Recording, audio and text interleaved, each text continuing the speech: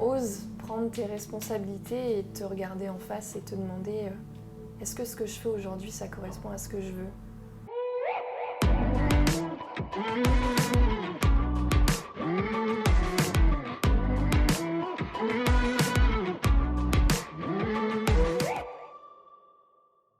Coucou Camille, je suis contente de te retrouver sur Ma Vie Positive. Alors en plus, j'ai pas eu besoin d'aller te chercher bien loin puisque tu es une très grande copine. On échange beaucoup sur Instagram, voilà un peu nos mindsets. On parlera d'ailleurs du tien juste après, donc voilà. Pas besoin d'aller chercher très loin. Des fois autour de chez nous, on a des personnes superbes, très inspirantes, parce que je te le dis souvent, tu m'inspires. Donc voilà, est-ce que tu peux un petit peu te présenter qui est Camille, ce que tu fais actuellement ? Bien sûr, déjà merci beaucoup, ça me fait super plaisir de faire ça avec toi.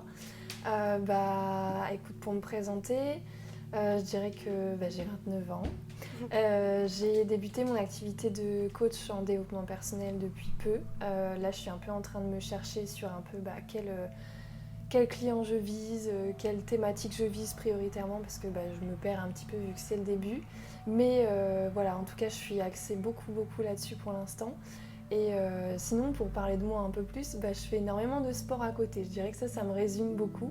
Donc voilà. C'est vrai que je vois passer beaucoup de stories, des fois très tôt le matin, je me dis, ah là là, t'es super motivée. Mais ça aussi, je crois que cet état d'esprit, tu l'as mis en place avec un livre, je pense, qui t'a énormément changé. Mais avant de revenir un petit peu là-dessus, avant, tu faisais quoi ? Parce que tu me dis c'est très récent. Et je sais, parce que voilà, je te connais. Je sais qu'avant, tu avais une autre profession, quelque chose où tu te sentais peut-être pas aussi bien, aussi heureuse. Est-ce que du coup, tu peux nous expliquer un petit peu ce que tu faisais avant et puis cette transition ? Pourquoi maintenant coach en développement personnel ? J'imagine qu'il y a eu forcément un événement qui t'a amené là. En gros, comment j'ai débuté mes professions, j'ai commencé par infirmière, donc rien à voir, mais j'ai commencé par le côté prendre soin de l'autre. C'est quelque chose qui allait vraiment, qui me touchait vraiment beaucoup. Puis à ce moment-là, j'ai perdu mon papa, qui est décédé brutalement. Et en fait, suite à ça, je pense qu'il y a eu un élément déclencheur, parce que je l'ai très mal vécu. Ça a été difficile pour moi, j'avais 21 ans. Et en fait, à ce moment-là, j'ai commencé à me chercher professionnellement. Donc, je suis partie dans le commercial, rien à voir avec la santé. Mais je me suis dit, pourquoi pas essayer autre chose parce que j'étais pas prête à prendre soin de l'autre. Parce qu'à ce moment-là, j'arrivais pas à prendre soin de moi. Donc, je suis partie comme commerciale. J'ai fait... Attends, je réfléchis à ce que j'ai fait parce que j'ai fait beaucoup de choses. J'ai fait VRP, tu sais, je vendais des sites internet pour les pros. Ah oui, je me rappelle de... Voilà, rien à voir. J'ai été responsable commerciale pour un service d'aide à domicile. Donc voilà, je restais un peu dans le commercial. Puis à un moment donné, je me suis dit, j'en ai un peu marre d'être toujours sur la route parce qu'en fait, j'étais itinérante. Et du coup, je me suis dit, pourquoi pas essayer quelque chose de plus sédentaire, entre guillemets. Donc j'ai fait commercial sédentaire, mais en fait, j'étais en banque. Donc j'ai fait de la banque pendant 3 ans et demi, donc ça m'a plu, j'ai appris énormément de choses, mais il me manquait toujours ce côté relationnel plus poussé que celui qu'on a quand on est commercial. Tu vois, parce que quand on est commercial, on cherche toujours, derrière il y a un intérêt, même si dans toutes les relations il y a toujours quelque chose, mais il me manquait ce côté que j'avais en fait finalement avec la santé, le pourquoi j'étais partie en tant qu'infirmière.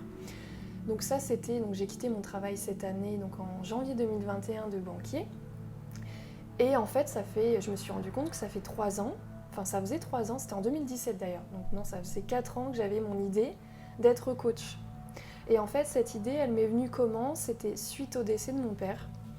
J'en ai bavé pendant plusieurs années. J'étais quelqu'un qui était très fermé, pas de confiance en moi du tout, très timide, limite, je suis désolée d'exister, tu vois. Donc c'était très poussé, j'étais très dure avec moi, plus l'événement qu'il y a eu par rapport à mon père, ça m'a mis une grosse claque. Mais j'ai mis ça de côté un peu. En fait, ce qui m'a aidée à faire tout ça, c'est que j'ai voulu m'en sortir. Donc j'ai eu la phase de deuil, difficile, où il faut le temps d'encaisser, de comprendre, de chercher pourquoi et tout ça. Et ensuite, à un moment donné, j'ai eu un côté de « mais il n'est pas parti pour que je vive mal, en fait. Il n'est pas parti pour... parce qu'en fait, mon père, il s'est suicidé. Donc ça n'a rien à voir avec une maladie ou des choses comme ça. Il avait des maladies aussi, mais... Dans ces moments-là, t'as un deuil qui est différent des autres. Tu vois, t'es pas préparé, c'est brutal, j'avais 21 ans, Ça touche plus au psychologique, voilà. Du coup, parce que ça a beaucoup de questionnements Exactement. de cet acte qui, je pense, en plus en développement personnel, Ben tu oui, dois énormément comprendre maintenant Ouais. plus comment une personne peut être amenée. Et je pense que c'est aussi pour ça que tu mets autant d'importance à Ouais. comprendre la tête et exactement. le mindset des gens. Mais c'est ça. Ça prend du sens du coup en fait, que je savais pas. Bah oui, Ça hein, me- je le dis ça- pas. ça me fait chaud au cœur que tu m'en parles. J'avoue que ça me met un peu la larme, mais voilà. Donc, j'ai l'habitude de pleurer sur mes dispositifs. Trop mignon. Donc ça va, c'est pas la première fois que les gens vont me voir avec des larmes, mais c'est touchant. Et Ouais. ça prend tellement de sens en fait, du coup. Enfin, C'est la mon démarche sens. en fait, je pensais qu'il y avait... Enfin, je voyais plus le coach dans son intégralité. Ouais. On a le coach santé sur la nutrition, voilà, le sport, voilà. Mais je comprends mieux en fait pourquoi ça s'appelle Mindset of Camille. Tu vas Ouais. nous parler après, mais ça prend tellement de sens en fait l'aspect psychologique. Et je pense qu'on en souffre tous. Enfin, Ouais. on a tous beaucoup de choses à chercher chez nous, en nous. Et d'accord, je comprends mieux Le ta pourquoi. petite histoire. Bah en fait, comment je m'en suis sortie en vrai, c'est grâce au développement personnel. Alors je me suis pas fait coacher, j'ai lu énormément de livres et c'est ce qui m'a aidé à m'en sortir en fait. J'ai essayé beaucoup d'autres techniques, j'ai été me faire suivre voilà, par des psychologues, tout ça. C'était pas suffisant pour moi. Ça c'est mon avis à moi, j'avais besoin de plus et j'ai essayé, je me suis dit je veux pas, je veux vivre en fait, mais je veux profiter de ma vie, je veux pas juste être là et voilà faire mes trucs. En fait ça m'a fait un impact dans le sens où Camille, il est temps de te réveiller. Enfin, il n'est pas parti pour que tu déprimes et que tu fasses la même chose. Tu vois, parce que quand tu as ça dans ton entourage, tu es obligé de te dire à un moment donné, bah ça va m'arriver à moi aussi en fait. Tu vois, surtout quand tu es dans un état où tu n'as pas confiance en toi, où tu sais pas ce que tu vaux, enfin tu comprends rien à la vie en vrai. Et en fait, ça a été un élément déclencheur pour moi de me dire, bah il est temps que tu profites de ta vie, que tu vives vraiment et que tu le rendes fier en fait. Et qu'il se dise, bah il est peut-être parti, mais entre guillemets, grâce à lui, je vis pleinement. Et j'ai envie, tu vois, vraiment. Ça me prend au trip quand je te dis ça, tu Oui. vois. Mais Mais-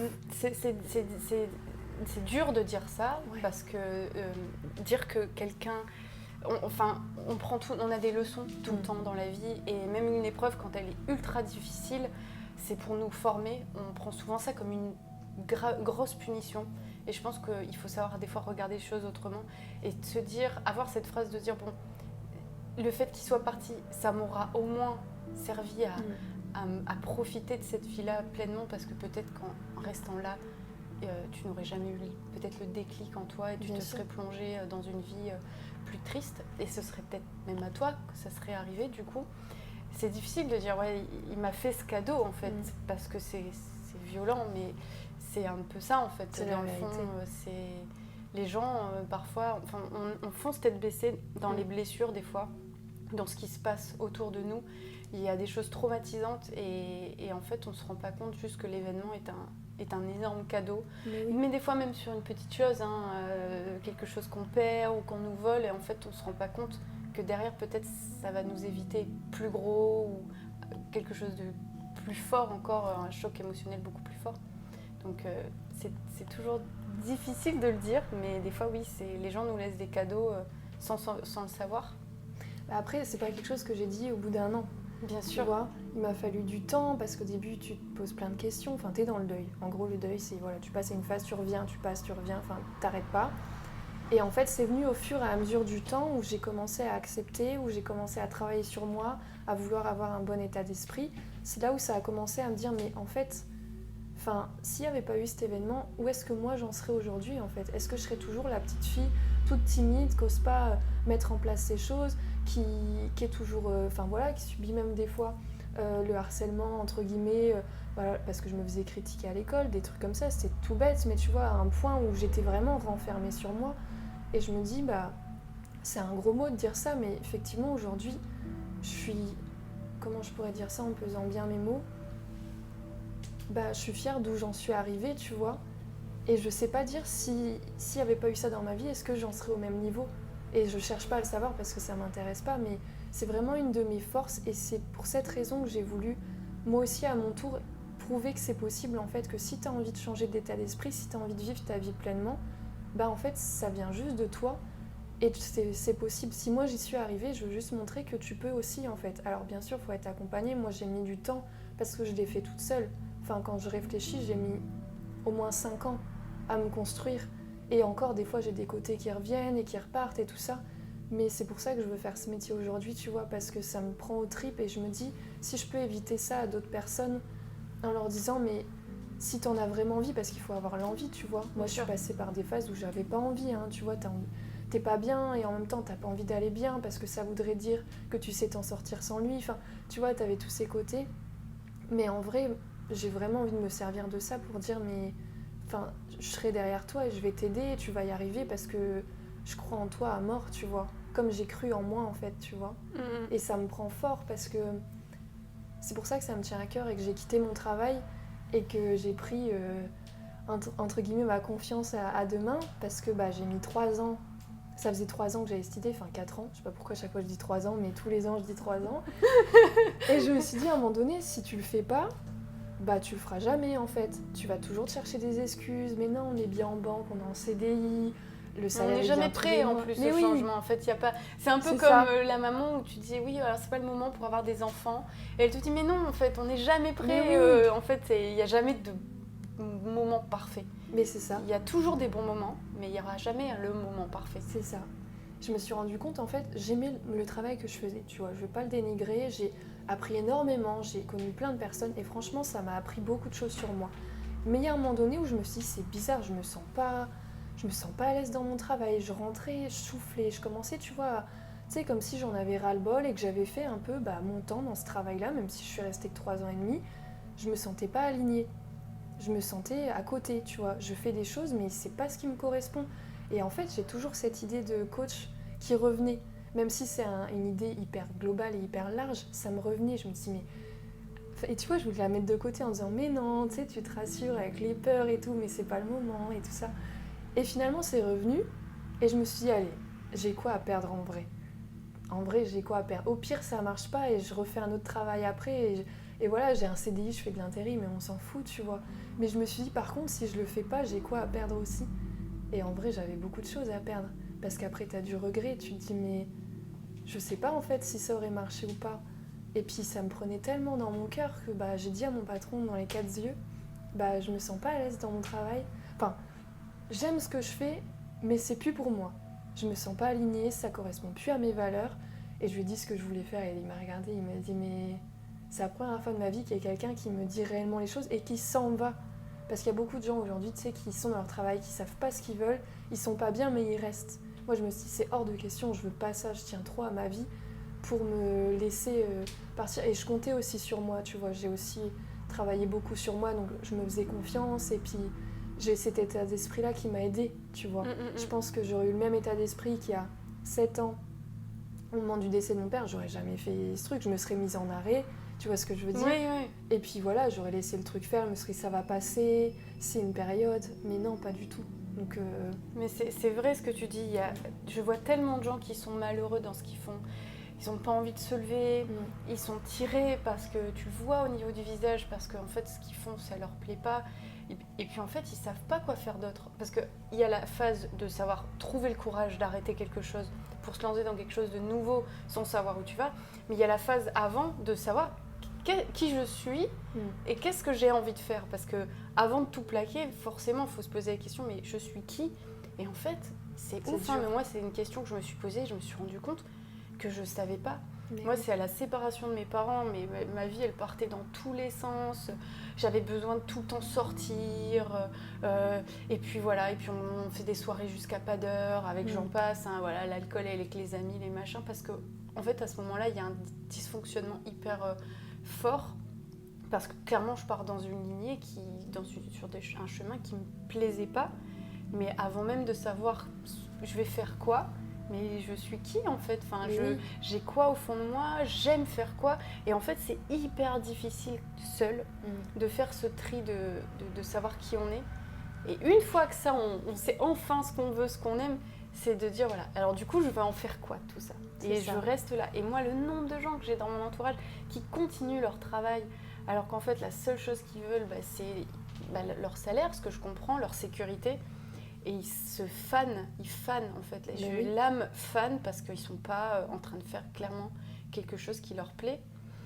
Et au final, des fois, oui, il vaut mieux gagner beaucoup moins bien, mais il vaut mieux s'éclater, être content de te lever, parce qu'en plus, quand on est arrivé, tu étais en train de travailler. Ce matin, tu avais déjà fait ton sport, tu avais déjà travaillé, l'interview, et cet après-midi, c'est pareil, tu as encore plein de trucs à faire.